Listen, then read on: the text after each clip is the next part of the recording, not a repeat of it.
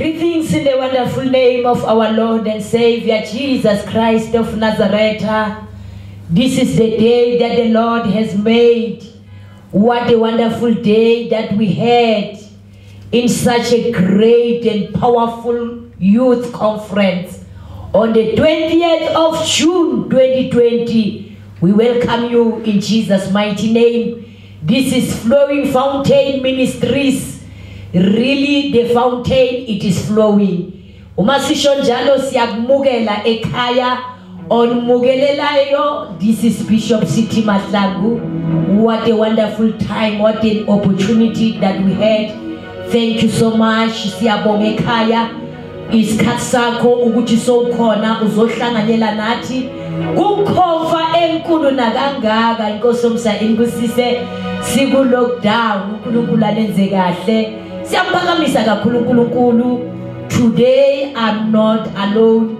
Ngihamba nabantu abasha elithi lenkosi banamandla bamnqobile omubi.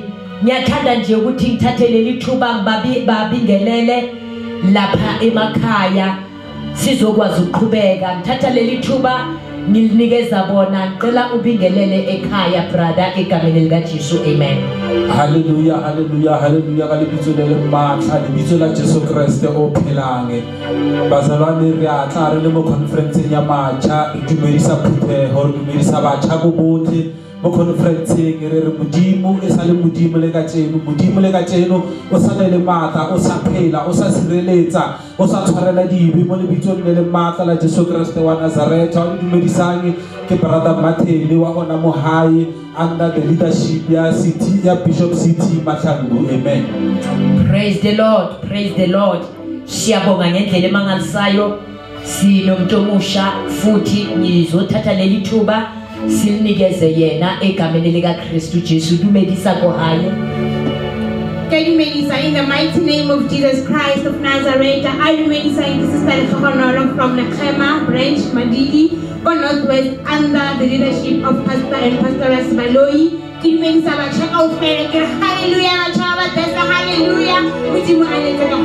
amen. Amen, amen, amen. Siyambonga kakhulu uNkulunkulu. Siyamphakamisha ngendlela emangalisayo. Next to me we've got a man of God. Ngiyathanda ukuthatha leli thuba silinikeze futhi umfundisi naye abingelele emakhaya egameni lika Jesu. Amen. Hallelujah. We greet you all in the wonderful name of our Lord and Savior Jesus Christ of Nazareth. Sibingelele the bishop of this house, Pastor City Mahlangu. Sibingelele abantu abasha emakhaya, sibingelele nabazali. We greet you in the name of Jesus Christ. On bingelelayo, this is Pastor Baloi from Madidi branch in Northwest. Hallelujah. Amen. Amen. Praise the Lord. Siyambonga kakhulu uNkulunkulu. Sinomntu omusha futhi naye siyathanda ukuthatha leli thuba abingelele emakhaya egameni lika Jesu. Amen. Amen. Kalidumedisha go hae babueli kalibitso le matla la marana Jesu Kriste wa Nazareth. Libitso le pholosa, libitso le fodisa, libitso le nang le matla. Re sa hosta yona conference ya basha re wena Flowing Fountain amnganyana nawe emakhaya mlaleni nawe aratlwela kontle tsia ona sebaka se re utlwele o tla ithuta tse dintsi Johannes ke dumedisa ke le mo Flowing Fountain ya Mamelodi under leadership ya TC Mahlangu. Praise the Lord, praise the Lord, praise the Lord. Siyamphakamisha kakhulu uNkulunkulu. Siyambonga ngendlela eyisimanga sinomntu omusha futhi sithathe leli thuba naye abingelele emakhaya. Amen. Amen, amen, amen. Obingelelayo usisinompumelelo ovela endaweni yaseVezubuhle eMpumalanga. Ngibingelela bonke abakhona emakhaya abantu abasha, omama, obaba, omkhulu, ogogo. Sikhona phakathi kwale conference ekhona eFlowing Fountain Ministry ngaphansi koBishop wethu uSenior Pastor City Mahlangu endaweni yaseVezubuhle sinobaba wethu nomama wethu ubaba uSithole nomama uSithole. Ngiyabingelela egameni lomfelo wami uJesu Kristu. Amen. Hallelujah. Maye siyambonga kakhulu uNkulunkulu. Siyanamukela nonke emakhaya siyamukela nabantu abasha bonke esinabo sibingelele nomfundisi sijabulile ukuthi sibe khona namhlanje sizikule khomfa enkulu nenhle kangaka siyaphakamisa uNkulunkulu asihlelele ikhomfa enhle kangaka under this topic a power of a good character. We are talking about a power of a good character. Uma mhlawumbe ungazi ukuthi lamazwi atholakala kuphi, this theme si referere lapha. Our scripture reference is 1 Timothy chapter 4 verse 12. Ngiyathanda nje ukuthi ake sisifunde lesihloko noma ake sifunde lamazwi sizokwazi ukuqhubeka. That is our theme of this youth conference. Sikhuluma about a power of a good character. Ngicela nje sisihlokonolo sifundele egameni lika Kristu Jesu. Amen. 1 Timothy chapter 4 verse 12. Don't let anyone think less of you because you are young. Be an example to all believers in what to say, in your way you live, in your love, in your faith, and in your purity. Hallelujah. Inkosi yomsa inbusise. Siyaphakamisa kakhulu uNkulunkulu bayingcwele. Siphethe isihloko sinamandla, siphethe isihloko esisithintayo njengabantu abasha. Kube kuhle behlweni kaNkulunkulu ukuthi namhlanje ake sisizane njengabantu abasha. Sisho nje ukuthi kubaluleke kangakanani to have a good character as a young person. Namhlanje bayingcwele ngicela ukuthi ungasuki hlala uningi ozokuzuza. Ngithatha leli thuba ngiyathanda nje ukuthi ngibuze angeke ukuthi se brother Martin, how does this topic affect you? Sikuthinta kangakanani lesihloko esikhuluma ngendaba yokuphila kahle yokwenza kahle? Ingabe sibaluleke kangakanani lesihloko empilweni yakho brother? Ke bo ke dumedise hambe mama ke rata hore nna personally as ke le mocha ke arabe mo botjheng ba the birth ya madi le the birth ya morena. Hole mocha o phela mo lefatsheng ho botlhokwa one ka the birth ya biological ube mocha a ne le semelo. Yes. Amen. Semelo se le reng le he o tsamaya ba khona re ngwana ha matlhang o na le semelo se se pila o mo hopotsa tate mahlangu bonyaneng ba hae a ho semelo sa ene se le so. Amen. Hele tla mo moreneng e ba hore o ba le character e good o le mocha o polisitswe because le Jesu na le character e good. Amen.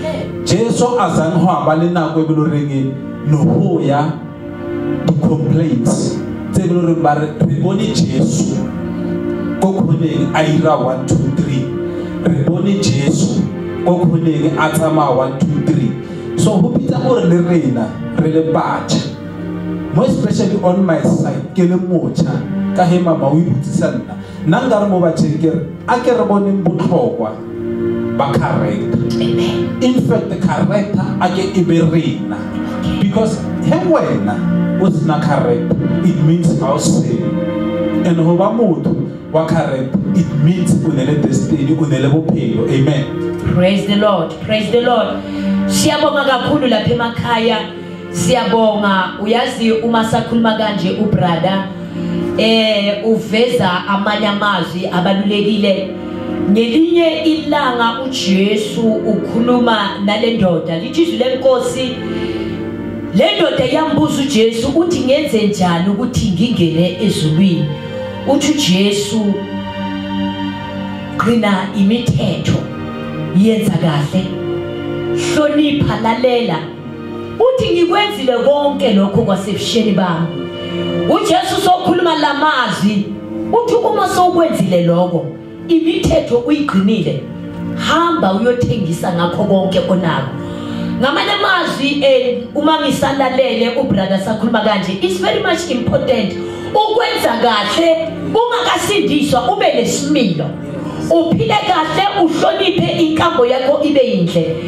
Kusho ukuthi uma bafundisi bayoshumayela ivangeli umsebenzi uyobalula kufika uJesu wenza umsebenzi kudala uqalile uqale ekhaya maye siyabonga uNkulunkulu anenze kahle siyabonga ekhaya egameni lika Kristu Jesu. Thank you so much brother, siyamphakamisela kakhulu uNkulunkulu egameni lika Kristu Jesu. Ngiyaqala nje ukuphinde futhi ngikhulume nosisi Lihlokonolo, sesilihlokonolo riphila matjatjing a wayithi batsha okasikhona bathilela uzobeza abantu abasha bathi I am gifted, I am called, I'm so powerful, I'm a great prophetess, I'm a woman of God, I'm a daughter of Zion. Uthi uyambeka umuntu omusha kodwa impilo ayiphilayo. Ngicela nje usize ukuthi njengomuntu omusha simsiza kanjani ekhaya umuntu omusha othi yes I've got gift, but lo muntu omusha she or he does not a good character. Simsiza kanjani umuntu omusha?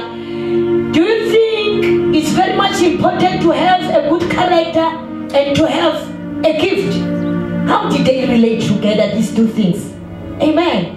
Amen. Hallelujah. Melissa. Thank you, Mama, for the opportunity that you've given me. Yes. You know, to have a gift, it's something else without a character. Because a gift, it needs to be sustained. Okay. It needs to be maintained. Okay. So how can you maintain a gift without a good character? Let's go to the scripture of Joseph. Remember Joseph in Genesis? Joseph had a gift, but it was not yet revealed. Okay. And then there comes Joseph. He meets the wife of Potiphar. Yes. And then she tells her to sleep with her. Oh, yes. So there we see self-control on Joseph. Okay. So when you are young and you have a gift, you need to have self-control. And you get it from the fruit of the Holy Spirit. So here in the fruit of the Holy Spirit to maintain the gift. Because you can't maintain the gift without the fruit of the Holy Spirit. We need to walk with integrity. When you read this scripture that we have 1 Timothy 4, it talks about the integrity, the way you walk, your purity. Your purity comes with how you live, how you do things, what you say. We need to say this to young people out there that you need to walk the walk. Walk what you preach. Preach what you walk. Hallelujah. Amen. So we need to come back and remind Mutalingo High, yes, the gift must be there, but it needs a good character along with it to maintain it so that it can be sustained. Wow, wow, wow, wow. This is wonderful. This is powerful. Namanyamazi, you need to preach what you live. Siyabonga kakhulu uNkulunkulu bayigcwele egameni lika Kristu Jesu. Sihleli nabantu abasha sikukhomfa, siyamphakamisha kakhulu uNkulunkulu, sijabulile, siyasizakala lapha emakhaya egameni lika Kristu Jesu. Maye muhle uNkulunkulu, maye siyamphakamisha egameni lika Kristu. Usisi la ukhuluma indaba enamandla sesilihlokonolo, wayizokhwathile intaba yemandla, intaba yehulu. Ukhuluma about the fruits of the Holy Spirit. Can you tell us more about the fruits of the Holy Spirit, brother Johannes? Noma mhlambe nje utaya kunandaba noma siphila kanjani, noma nje ngiyashumayela noma nje ngenzani, ithela zibalulekanga. Tell us more about the fruits of the Holy Spirit, brother, please. Amen. You know, the Bible says much about the fruit of the Spirit. I respect that topic about sometimes you can be a prophet. You can tell yourself, oh no, I'm a prophet. But if only you don't have a love, how can you prophesy this person, another person, and tell him to reach a destiny? So the fruit of the Spirit, it teaches us about the character, it teaches about love, it teaches us about yes.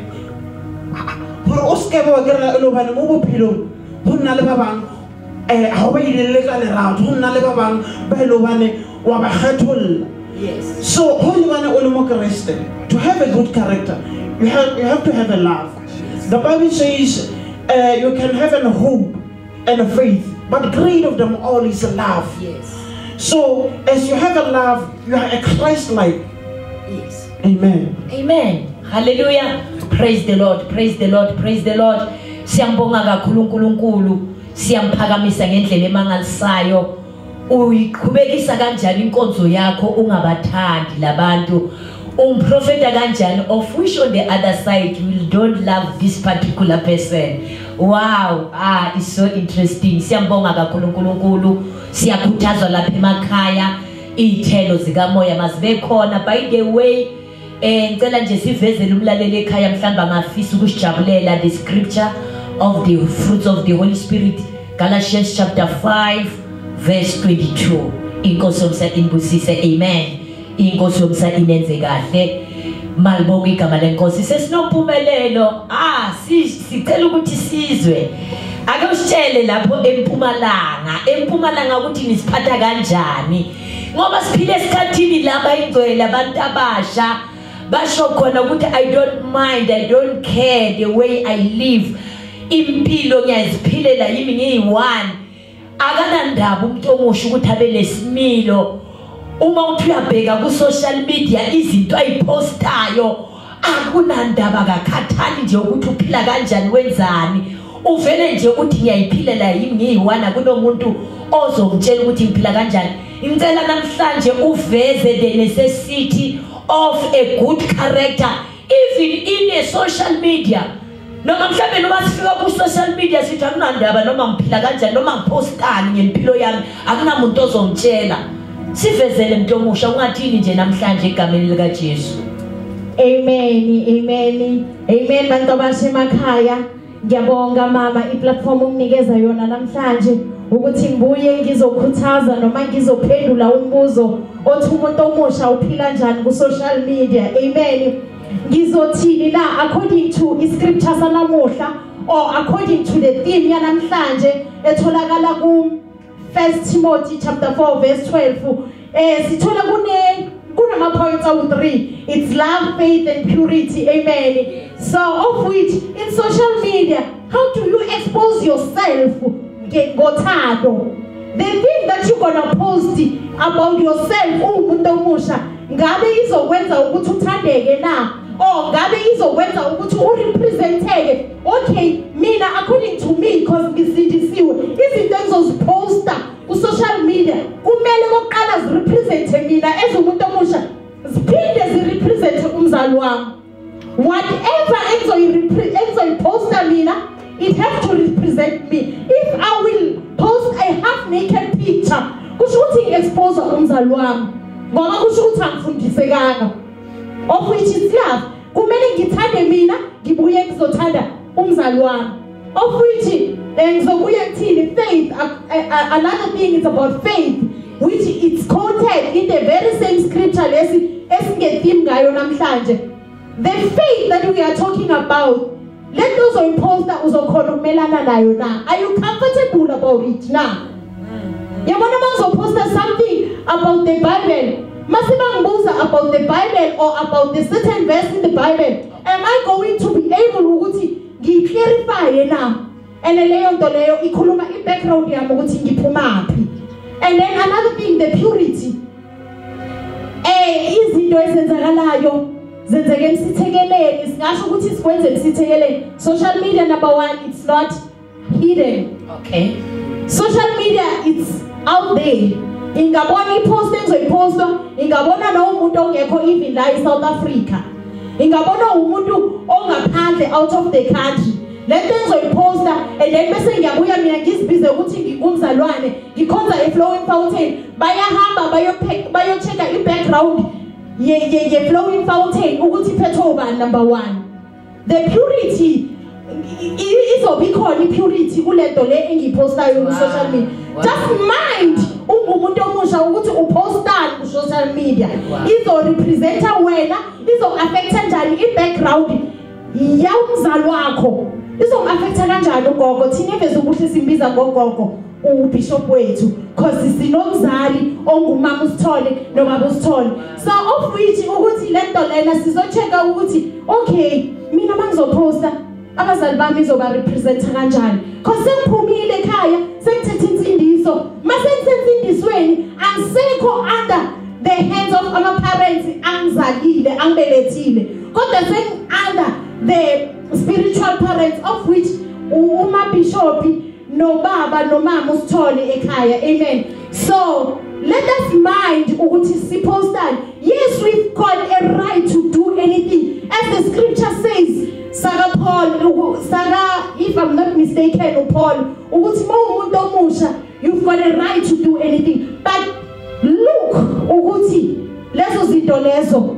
zi-affecta kanjani ekugcineni kwakhona. Une-right yokuthi wenze, kodwa ama-benefits walezo zinto yizoba iziphi. Amen. Wonderful. Siyabonga. Wonderful. This is great. This is wonderful. Bantu abasha siyabonga lapha ekhaya, ngicabanga ukuthi siyasizakala uma sakhuluma kanje umuntu omusha kuyavela kimi ukuthi character, no matter what happens around you, you are not supposed to change. Noma ngabe kwenzakala neduzane nawe awukufanelanga ukuthi ushintshe. You must remain stable, ungashintshwa. Impilo oyiphilayo in a private place, impilo oyiphilayo in a public place, it must be stable. Uma ungalolu hlobo ungumKristu yiba ngumKristu, even nezinto oyipostayo uNkulunkulu anibusise, let them represent Christianity. You are Christ-like. Inkosi yomsa imbusise. Siyaphakamisa kakhulu uNkulunkulu, siphethe indaba enamandla. We are talking about a good character. Inkosi yomsa imbusise. Wow, this is great, this is powerful. Kunamanye amazwi engivama ukuwezwa kaningi nje ngivama ukuzwa bathi show me your friends, I will show you your destiny.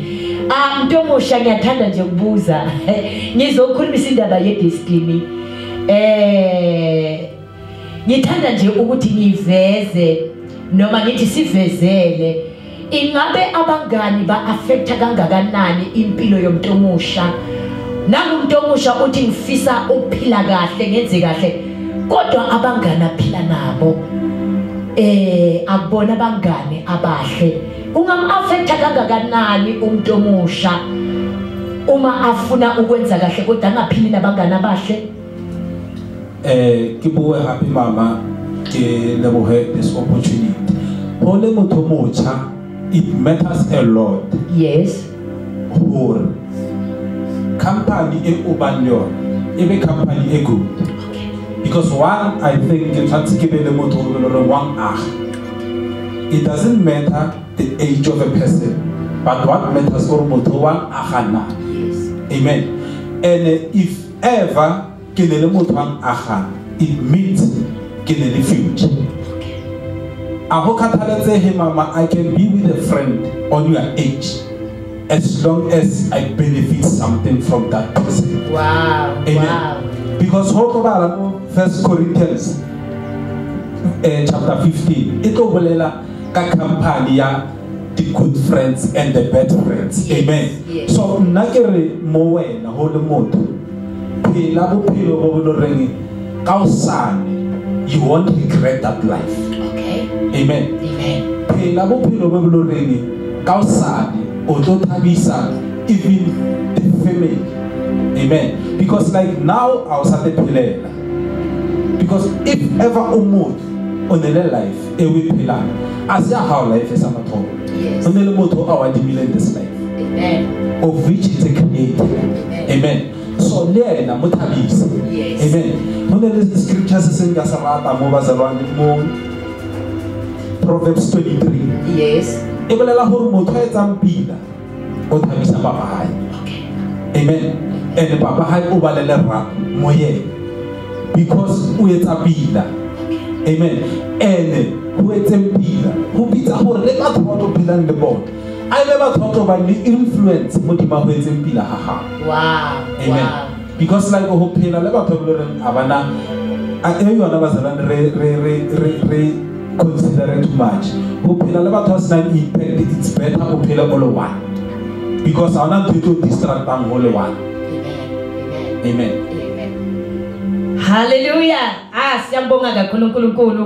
Uyazi uma sasho kanje ubrother kimi kuyavuka ukuthi le ndaba inamandla ngabe siyayithatha ke sinikeze nje umfundisi aveze the benefits of a good character. There are are benefits of a good character. Hallelujah. Uma uphila nabantu abangaphili kahle, then you're gonna have a reward. And if you live with a good company, indeed, of course, there are benefits of that. It depends ukuthi uphila nabantu abanjani. Mfundisi inamandla le ndaba ake ngiyilethe kuwe ngicela nje usivezele ukuthi uma sengiphile kahle really akhona ama benefit of behaving a good character. Yes, Mama, there are benefits. Amen. There are benefits. Thank you so much for this opportunity.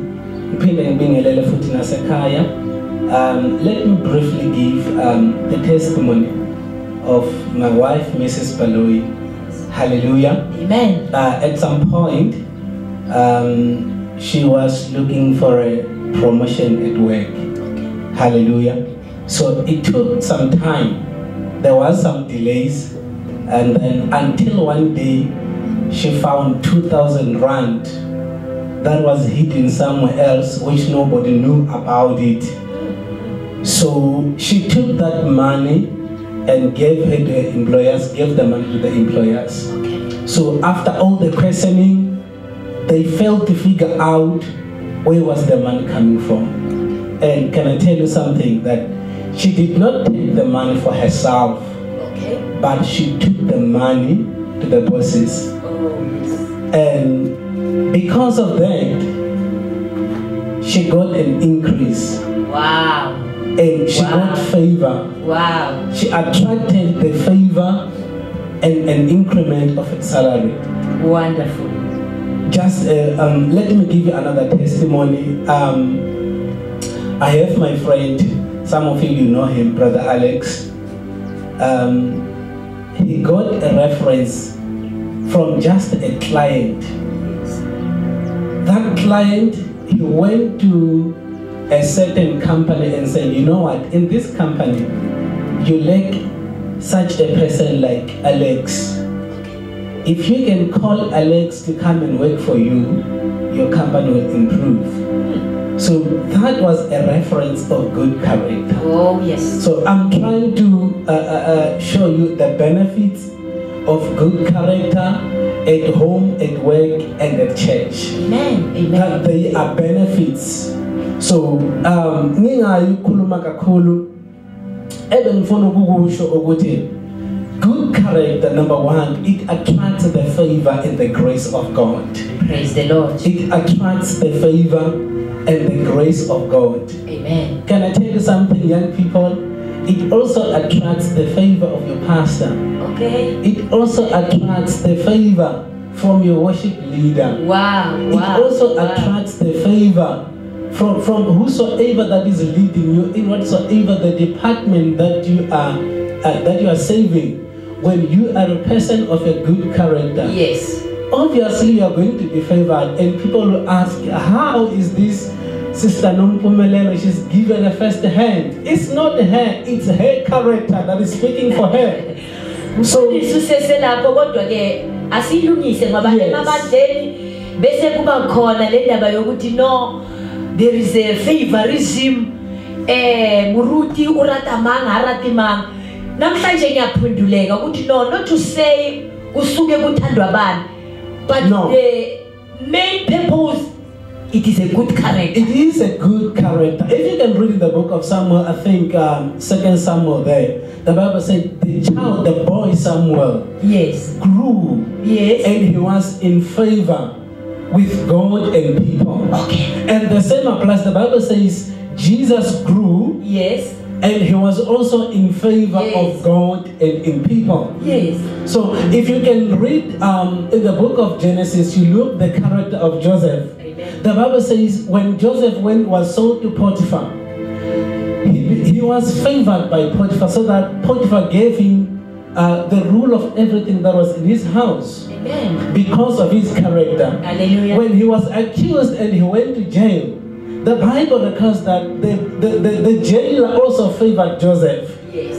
simply because of his character. Wow. So when we are talking about character, we are talking about a very powerful thing which cannot be undermined. Amen. We are talking about the things which can the character is able to open the doors which the anointing and the gift cannot open. Wow. So some of the doors cannot be opened by the anointing, but simply by living right. Yes. Simply by living right. God. Wonderful doors can open. My God. You know, if you walk uprightly, so the Bible says, God says to Abraham, walk and be thou perfect before me. Yes. And I will richly bless you. Hallelujah. So it's not about the gift. Okay. We cannot emphasize the gift. But character is such a powerful thing. Emphasize that one is not about a gift. Just emphasize that one, because nowadays young people, they are so excited about I'm a great preacher, I'm a woman of God, I'm a prophetess, I'm an apostle. Matthew chapter 7 verse 16. Before I get to this scripture, let me say this. The character, either good or bad, Yes. it validates who you are. Okay. I want to repeat this. Amen. The character, either good or bad, it validates who you are. Yes. So it is by the fruits that we can tell whether you are a prophet, whether you are a great man of God, whether you are a great woman of God. Yes. You will be validated by your fruits. Exactly. So the gift without the fruits is nothing. The gift without the fruits is nothing. So it is the character that will validate you. It is not the long sermons that will preach. At the end of the day, people will follow. We want to know who you are at the end of the day. Yeah. And who you are, it is by your works. Amen. So Amen. people, they are interested in what you do in the secret or in your private place more than what you do in the public. Yes, I'm a pretty powerful in the public, but who am I in the private space? My God. So like my sister was talking about in the social media. Social media, it can be a secret or a public space. So but who you are is revealed. Oh yes. Who you are is revealed. Oh, yes. Especially in your private space. That's where you reveal your true characters. Praise the Lord. Praise the Lord. Praise the Lord. Thanks the Lord, men of God. Thanks the Lord. Siyambonga kakhulu uNkulunkulu. Ngiyamphakamisha kakhulu uNkulunkulu. Ngiyaqela nje ukuthi ake size nangomuntu omusha lapha ya ekhaya. There is this young person ongenzeka mhlambe so uya give up. He or she wants to develop her character, because a character is developed. Ngiyacabanga ukuthi akekho umuntu ovele nje amane abe muhle enze kahle, kodwa uyazimisela ukwenza kahle, uyilungise impilo yakho, uqeqesheke, uvulalele, ufundise. Ekhaya sekunalomuntu omusha sesilihlokonolo nkari kuyambona ufelelwa kimatla. She wants to do better. Mhlambe usisi, she's so discouraged. Uyabona ukuthi angenzanga kahle, angikaze ngiphile kahle. There is still hope kulo muntu omusha ukuthi angenza kahle. Inkosi sengamsiza, yikuphi mhlambe esingamsiza ngakho akufanele akwenze to change her or his bad character to become a good character. Hallelujah. Mama. You know, when you go to the scripture of David, I think it's 2 Samuel, it will learn about when David had committed a lust and adultery and murder. So by that time, God was very angry with David, and he punished David. And the angel of God came to David and said, God is very angry with you. Then David was like, okay, what should I do now? So what I'm trying to emphasize is that whatever that you have done, before you can fall down, there's something that you have done to make you fall. So you know what you have done. It does not matter what you have done. It does not matter what you did or what you say. What matters is you acknowledge your problem. You acknowledge where you went wrong.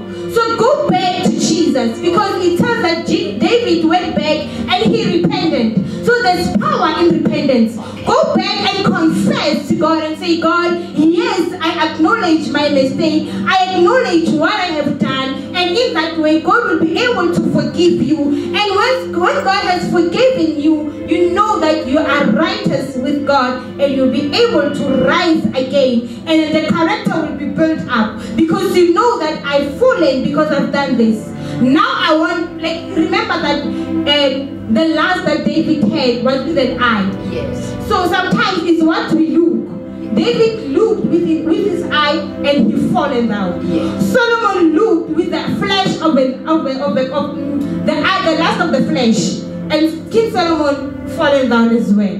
So the flesh as well, it got everything to do with you falling down. So you need to control your flesh. You need to silence your flesh, because the word of God in Acts says it's no longer I that lives, but it's Christ that lives through me. So with Christ living through you, you need to be able to silence the voice of the flesh. And by that time, when you go back to Jesus, say, God, yes, I acknowledge that I have sinned, and here am I. And God is just waiting for you, Hezekiah. God is just waiting for you just to say, I didn't do it right, but here am I avail myself. And by that time, He will bless you with the fruit of the Holy Spirit, and He will bless you with the character that you didn't know that you had within you, but because it's no longer you that is living, it's Him. So He will live through you, and you will be able to do what's right. You will be able to avoid the temptations. But the advice that I can give you is go to the mountain. The word of God says, God said to Moses, come up to the mountain so that you can see the beauty of Canaan. So you need to go up to the mountain, and I mean in prayer. You need to always be in prayer. In prayer, so that you may not fall into temptations. Because when you're in a prayer, you'll be able to see how Canaan looks like, and you'll be able to see when the devil is tempting you. Wow. So for you to have a good character, always be in prayer, because Jesus said to His disciples, watch and pray, so you may not fall into temptations. So watch and pray, Hezekiah, and you will have a good character. Watch and pray. This is powerful. This is wonderful. Siyambonga kakhulu uNkulunkulu. What an interesting topic. Siyamphakamisa uNkulunkulu. Ngiyacela nje ukuthi sigoqe. Singakayigoqi, ngicela nje uBrother Johannes encourage wonke umuntu omusha lapha ekhaya. Kule nyanga sisese kule nyanga, this is our youth month. Kukhona umuntu omusha lapha ekhaya, mhlawumbe besaphelelwa ngamandla, siloku sikila ku lockdown, izinto ayihlangani. Ngicela sim encourage omunye akasakhule komunye akasafunda inezwi, ake simkhuthaze umuntu omusha ukuthi izinto zisenzeka. Simkhuthaza sithini lapha ekhaya, uNkulunkulu anibusise. The Bible says in the book of Deuteronomy 28 verse 1, the Bible says if you fully obey, so if you fully obey, God will do, in the book of Paul says, God can do exceedingly and abundantly, more than you imagine, more than the mind can escort the things. So if only you live under your parent as you, if you fully obey their rules, if only you fully obey their commandment, it will build a good character in you. Because already they have been there. They already know you can be tempted by your friend. Don't live with those friends. This friend can corrupt your good morals. Listen to them. Because they are building you up. They want you to be a good person. They want you to have a good morals towards people around you, towards the work you are going to approach. Because sometimes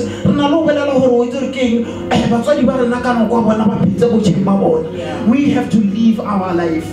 And that's an absolute thing. And whatever you do now and then, it becomes you. It becomes your character. It becomes a habit. So the moment you become inhabited, the moment you start to realize or it's not normal easy or or end up you're already deep under the drug abuse, you're already deep under bad characters.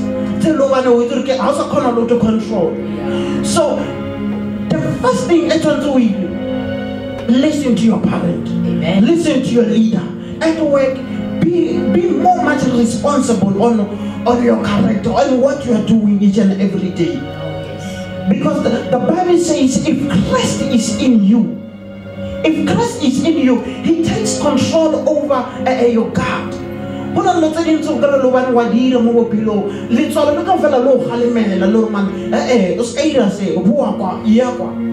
Because God is in you. Pray in season and in out of season.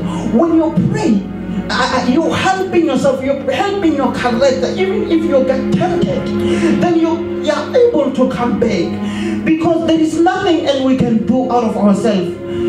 We are wired to be tempted. But when we are tempted, the Bible says resist the devil will flee.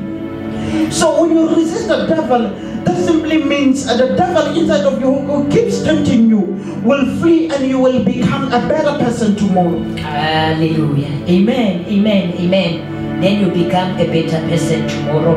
Ngamanye amazwi siyam-encourage umuntu omusha lapha ekhaya angalahlekelwa ithemba. Siyahlala emthandazweni, siyalalela emakhaya, siyahlonipha the leadership of the church. Inkosi yomsa inibusise, siyamuphakamisa kakhulu uNkulunkulu. Sesinompumelelo. Tomorrow it is a Father's Day. Ngiyacela nje say something to all the fathers of Flowing Fountain Ministries. Usho nje okuhle nasekhaya nakubobaba bonke abasizwayo egameni lika Kristu Jesu. Inkosi yomsa inibusise. Amen. Ngiphinde ngibingelele nonke bantu abasha sise conference yabantu abasha sasa kuyilanga labo baba lapho sizosho khona kubazali bethu inhloko. Amen. Inhloko zasemakhaya ingonyama ezothi mazibhodla ebese wonke umuntu uyathuka. Ngikhumbula lesasikhathi sisakhula bebathuka bakaphendulwa if ungena ubaba ungena phansi kwetafula awukhulumi lutho, kodwa manje sinikeziwe i-opportunity yokuthi manje mangena ubaba umtshela ukuthi baba I love you. Yabona kusho ukuthi sisemseni sisesikhathini esinye, isikhathi esingasafani nesakudala ukuthi lapho nangena ubaba kungena ibhubezi kumele sibhadle ngaphansi kwamatafula. So ngizothanda ukukhuthaza ukibo bonke bobaba bakhona. Mina njengami I'm honored ukuthi ngisesenobaba. Even if ubabami back then idala ngamfihla ngagcwaba, but ngisesenobaba, nginobaba enkonzweni engimbiza ngomalume uBishop Mahlangu. Ubaba wami malume wami uyiyo yonke into kimi engizothi mangifika kuye ngithi malume yazi manje sekunzima, ongithi malume hayi sisagcinekile, ajabule ngibona smile, nginobaba usithole athi nompu ngiyebo baba. Hayi vele ngisho ngithi usiyakhuluma kubaba manje uyakuthuma. Amen. So ngithanda ukubafisela konke okuhle phakathi kwethu sinayo ubaba. We are honored to have you Pastor Baloyi. Ngithi happy Father's Day in advance. Amen. So ngibonga bobaba emakhaya nalaba abangekho abasibukele nabangasibukelanga, happy Father's Day. Sinithanda kakhulu, niyasikhulisa, niyasimotivate. Nanoma isikhuza libona kwangathi ubuso kuyashintsha, but emsitheleni sithi engibhekane point lapha. Siyabonga sigcinekile sibahle ngalendlela esibahle ngakhona singabantu abasha ngaphakathi kwenkonzo. It's because of you our dads. Siyabonga, happy Father's Day to you all. Sibonga nale opportunity enisinikeze yona ukuthi nathi ake sisiveze ukuthi singabantu abasha, ake siveze ukuthi nisikhulise kanjani. Siyabonga. Amen. Shortly Brother Martin ngicela nje ube namazwi wokuqina kubantu abasha baseGauteng. Uma ngikhuluma ngeGauteng ngikhuluma about all the branches that we had around Gauteng. Inkosi yomsa inibusise, ngikhuluma ngeDelmas, ngikhuluma ngeEhuruleni, ngikhuluma ngetown yonke, ngikhuluma nje ngeGauteng. On behalf of Gauteng, cela nje ube namazwi okubonga kubantu abasha baseGauteng, bonke nje bonke abantu abasha. Amen. Ke bua ke lebohe this opportunity. Ke bolela le wena motjha o le mofatshe, wena motjha o le ko hae, wena motjha o re bohetseng. Re mo wena e ba motjha wa impact mo generation e re phela mo yona. Oh yes. Re tlhoka o be motjha wa character ya Jesu. O ska ba motjha wa character ya Joseph. I know o kana wa se tlhalohanye, but because of time let me say Joseph, he was a man which God was having good plans ka yena. But Joseph azange a fulfill se modimo na o tlo ba so. In fact mama Joseph modimo Joseph will become a king. Okay. But Joseph abe a king. Okay. Over an interpreter of dreams under the enemy. Okay. Of which are sa toka batho ba be toka batho go phela tshwana le je. Jesu modimo a re ke tlo isa Messiah o tlo save ke isa Jesu o tlo save. And Jesu o tlile re save le bazalwane. Wow.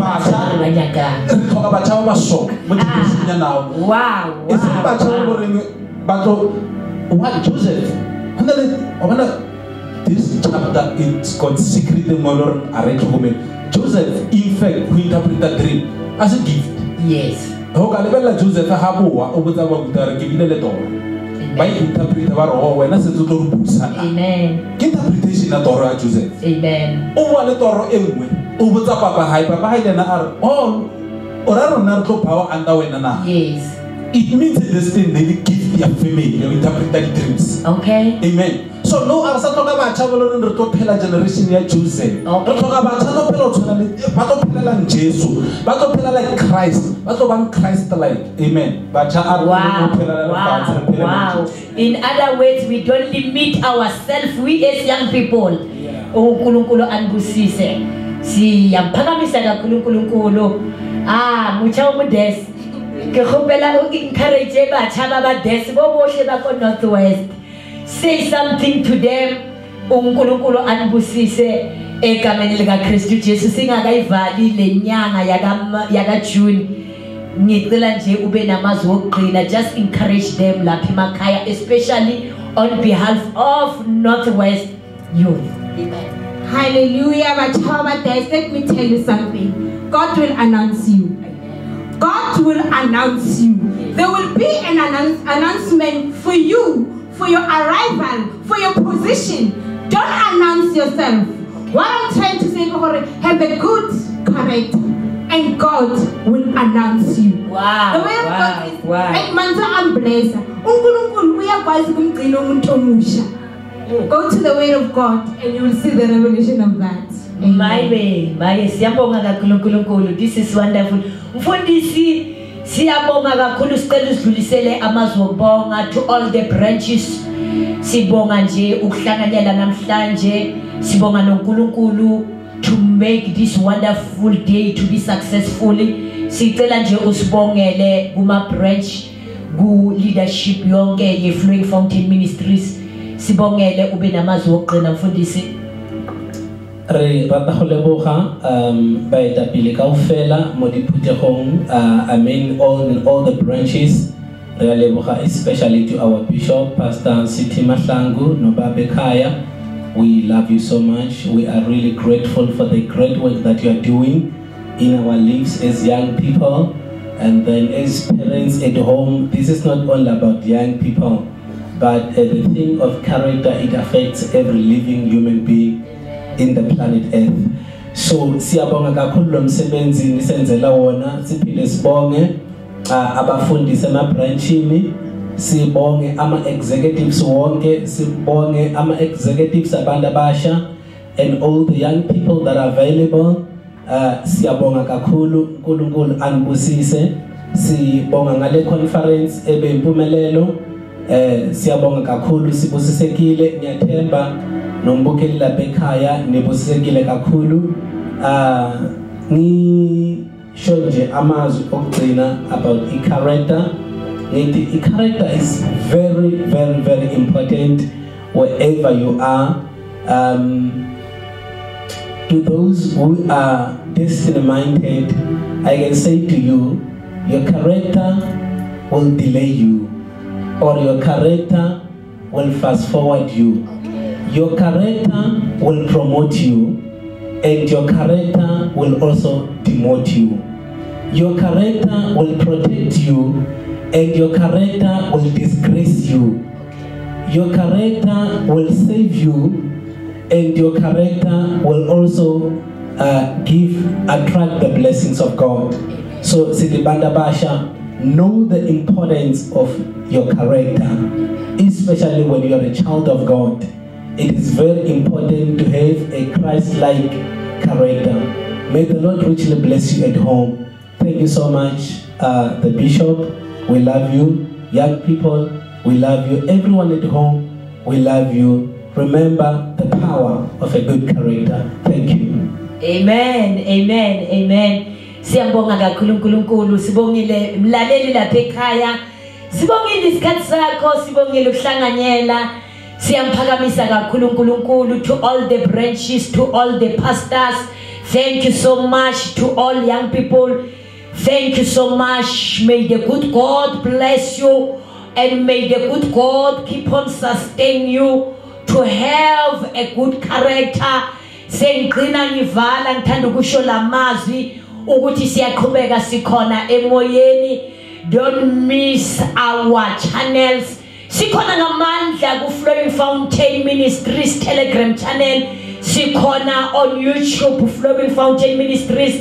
Sikhona on our Facebook page, which is Media House. Sikhona bazalwane. If you want to touch me, you can contact me under Bishop_City_Mahlangu. Sikhona on 076509766. Sikhona uyasithola kuzo zonke lezo zindawo. Inkosi yomsa inibusise, uNkulunkulu anibusise, anenze kahle, sinthanda nonke emakhaya. And let the character becomes your lifestyle. Don't struggle to live a holy life. Let it becomes a lifestyle. Inkosi yomsa inibusise, sinthanda nonke. Stay blessed and stay tuned. God bless you. Amen.